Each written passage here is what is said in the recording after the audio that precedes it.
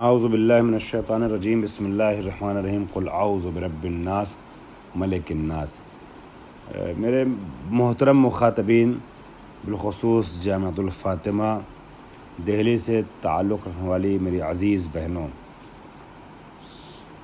30ویں پارے کا جو درس شروع ہوا تھا گزشتہ ترم میں، وہ اس ترم کے اختتام تک پہنچتے یعنی اب سال کا اختتام ہو رہا ہے، دوسرا ترم ختم ہو رہا ہے۔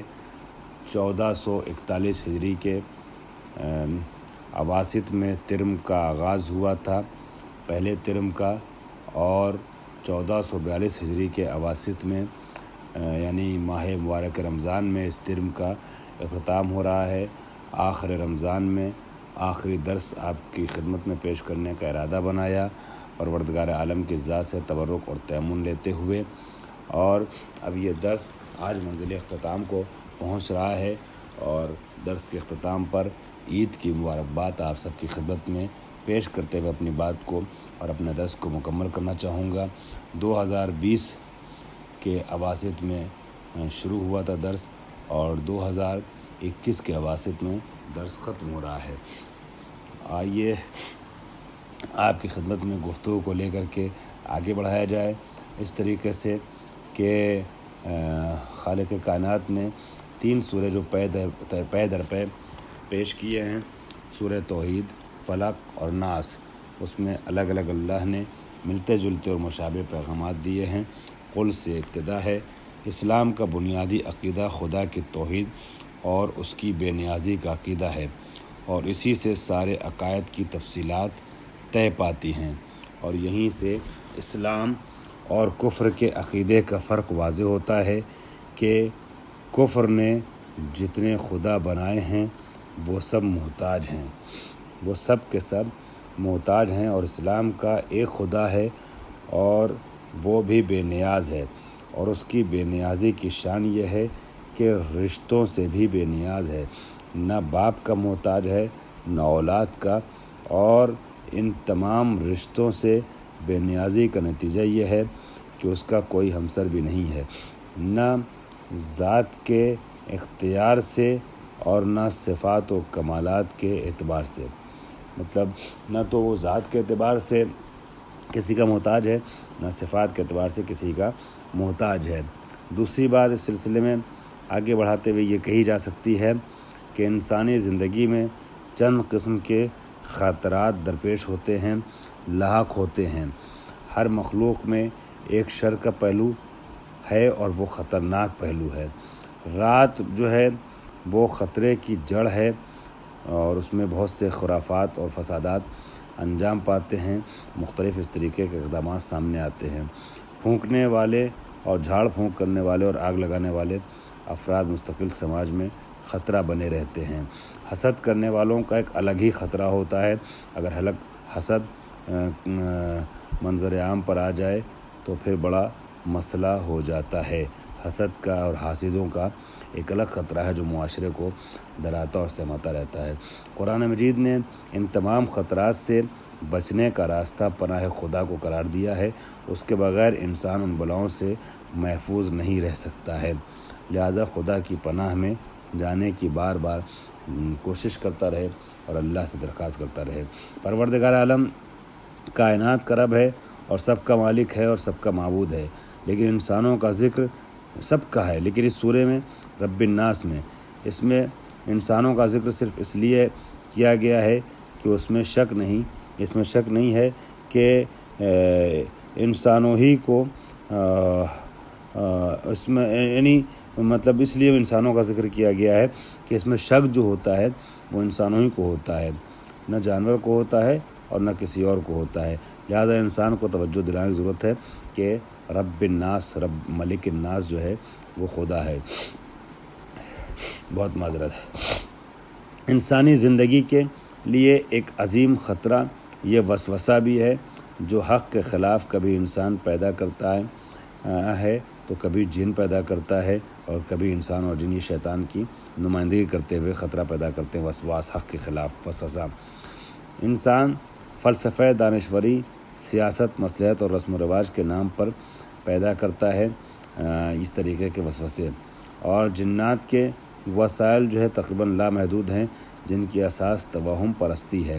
آیات کریمہ نے واضح کر دیا کہ قدرت خدا واقعاً لامحدود ہے، لہٰذا ان خطرات سے بچنے کے لیے ایک ہی ذریعہ ہے کہ انسان اللہ کی پناہ میں جاتا رہے۔ اب اس کے بعد آئیے آخری سورہ کو دیکھ لیتے ہیں آج کے آخری درس میں۔ بسم اللہ الرحمن الرحیم۔ قل اعوذ برب الناس، اے نبی کہہ دیجئے کہ میں پناہ چاہتا ہوں تمام لوگوں کے رب سے، انسانوں کے رب سے، پروردگار سے، جو تمام لوگوں کا مالک اور بادشاہ بھی ہے، سارے انسانوں کا معبود بھی ہے۔ شیطانی اس کی پناہ میں جانا چاہتا ہوں، پروردگار کی پناہ چاہتا ہوں، پروردگار کی پناہ میں جانا چاہتا ہوں۔ کس سے بچتے ہوئے؟ شیطانی وسواس کے شر سے جو نام خدا سن کر پیچھے ہٹ جاتا ہے، اور جو لوگوں کے دلوں میں وسوسے پیدا کرتا ہے، وسواس پیدا کرتا ہے، وہ جنات میں سے ہو یا انسان میں سے ہو۔ اب اس لفظ کی وضاحت کرتے ہوئے فرماتے ہیں قل اعوذ برب الناس، یعنی خص بالذکر تشریفا لہم، یہ جو مخصوص کیا گیا ہے رب الناس، حالانکہ پروردگار تو رب العالمین ہے، رب الناس کیوں کہا گیا ہے؟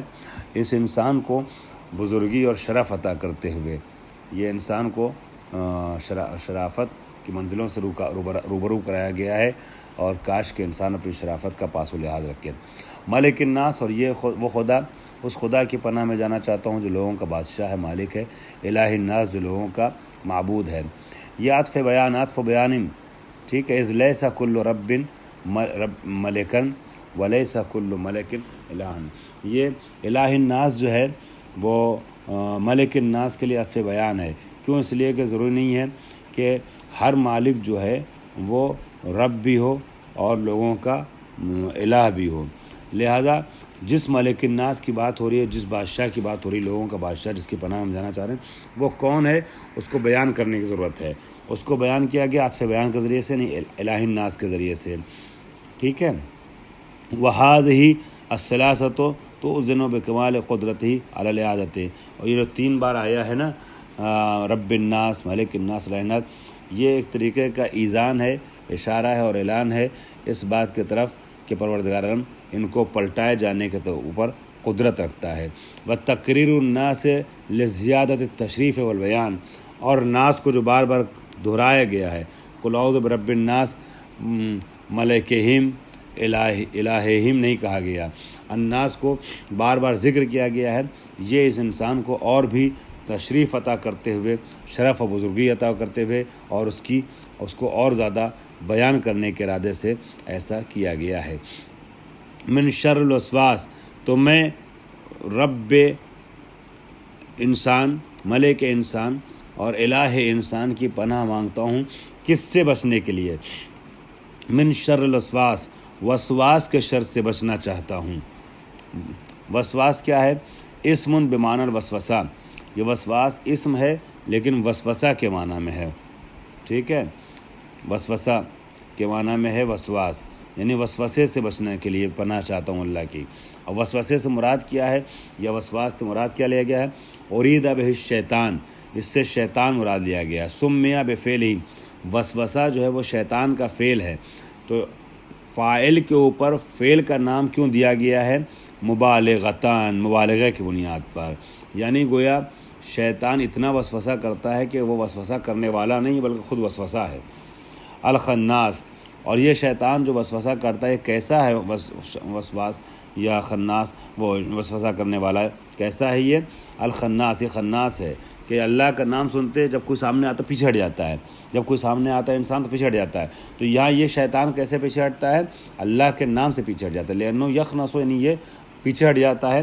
یتأخر اذا ذکر العبد ربہ، جب بندہ اپنے رب کا تذکرہ کرتا ہے تو یہ خناس پیچھے ہٹ جاتا ہے، یہ وسواس جو پیچھے ہٹ جاتا ہے، اس لیے اس کو خناس سے تعبیر کیا گیا ہے۔ الذی، کون خناس؟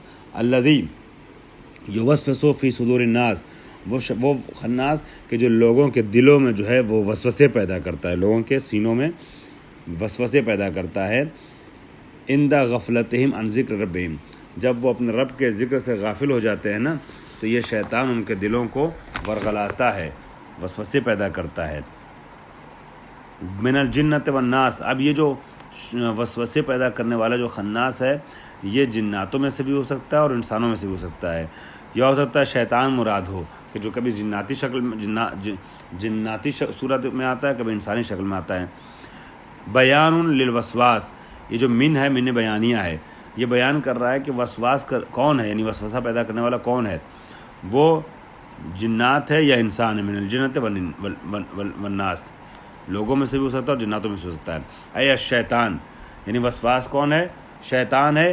او الذی اذا شیطان الموسوس یعنی وسوسہ ایجاد کرنے والا، یکون جنین اور انسین، وہ شیطان جو وسوسہ ایجاد کرتا ہے وہ جنات بھی ہو سکتا ہے اور انسان بھی ہو سکتا ہے. الحمدللہ ہماری گفتگو ختم ہوئی. 2 لائن کی ایک چھوٹی دعا ہے، اس کے بعد چند جملے آپ کی اپنی طرف سے آپ کی خدمت میں عرض کرنا چاہوں گا. اللہم اکفنا شر الجن والانس، پروردگار ہمیں بچا کے رکھنا، محفوظ رکھنا خدایا انسانوں اور جناتوں کے شر سے. واغفر لنا ما تعمدنا او اخطانا او نسینا او سہونا، اور پروردگار معاف کر دے ہماری ہر اس چیز کو جس کو ہم نے عمدن انجام دیا، یعنی وہ خطا جو ہم نے عمدن انجام دی ہو، خطائی صورت میں غلطی سے انجام دیا ہو، بھولے سے انجام دیا ہو، سہو سے انجام دیا ہو. پروردگار ہماری ہر غلطی کو معاف فرما دے. واعف عنا، اور ہماری مغفرت فرما، ہم سے درگزر فرما. ورحمنا، اور ہم پہ رحمت نازل فرما. برحمتک یا ارحم الراحمین، اے ارحم الراحمین، اپنی رحمت کے نتیجے میں ہمیں معاف فرما. بحول و قوہ الہی، آج درس اختتام کو پہنچا. ماہ مبارک رمضان میں نے درس مکمل کر دیا تفسیر کا 2 ترم پر مشتمل، لیکن اس کا آخری جلسہ آج عید کی خوشی کو حاصل کرتے ہوئے تبرکاً اور تیمماً میں نے چند جملے جو ہے وہ عید کے دن مکمل کیے. تو آج گویا 1 شوال 1442 ہجری میں اور 14 مئی 2021 کے دن درس ہمارا یہ مکمل ہوتا ہے. تفسیر جو ہے وہ 30ویں پارے کی سورہ ناس پہ جا کے مکمل ہوئی ہے. پروردگار عالم کا ہم شکر ادا کرتے ہیں کہ اللہ نے ہمیں یہ توفیق دی کہ جو تفسیر گزشتہ سال رمضان کے آخر میں شروع ہوئی تھی وہ اس سال رمضان کے آخر میں مکمل ہوئی. پروردگار نے چاہا تو انشاءاللہ اس سلسلے کو دوسرے سوروں اور دوسرے پاروں کی شکل میں آگے بڑھایا جائے گا. جن بہنوں نے جامع الفاطمہ کی، خواہران نے، طالبات نے اور دوسرے مخاطبین نے، بھائیوں نے، برادران نے، جس نے بھی اس درس کو ہمارے وائس کے ذریعے سے، یوٹیوب کے ذریعے سے سماعت فرمایا، ہمارے ساتھ شامل رہے آخر تک، ان سب کے لیے میں خداوند عالم سے توفیقات میں بلندی اور اضافے کی دعا بھی کرتا ہوں اور ان کا شکریہ بھی ادا کرتا ہوں. اور مدیر جامعۃ الفاطمہ خواہر میں تسکین زہرا صاحبہ جو بہت اچھے طریقے سے اس مدرسے کی مدیریت فرما رہی ہیں، ان کی، اور ہمارے برادر محترم سرپرست مدرسہ حجت الاسلام والمسلمین مولانا قمر حسنین صاحب قبلہ کی توفیقات میں اضافے اور صحت و سلامتی کے لیے، اور ہمارے اور ہندوستان کے علماء کے سرپرست نائب مرجع وقت ولی فقیہ کے نمائندے حضرت آیت اللہ مہدوی پور کی طول عمر کے لیے دعا کرتا ہوں کہ پروردگارم انشاءاللہ ان سب کو صحت و سلامتی کے ساتھ رکھے. ہماری طرف سے اور آپ کی طرف سے اس حقیر عمل کو ایک عبادت کے عنوان سے قبول فرمائے، اور یہ درس ہمارے اور آپ کے لیے آخرت میں انشاءاللہ سرمایہ نجات بن سکے. وآخر دعوانا الحمدللہ رب العالمین.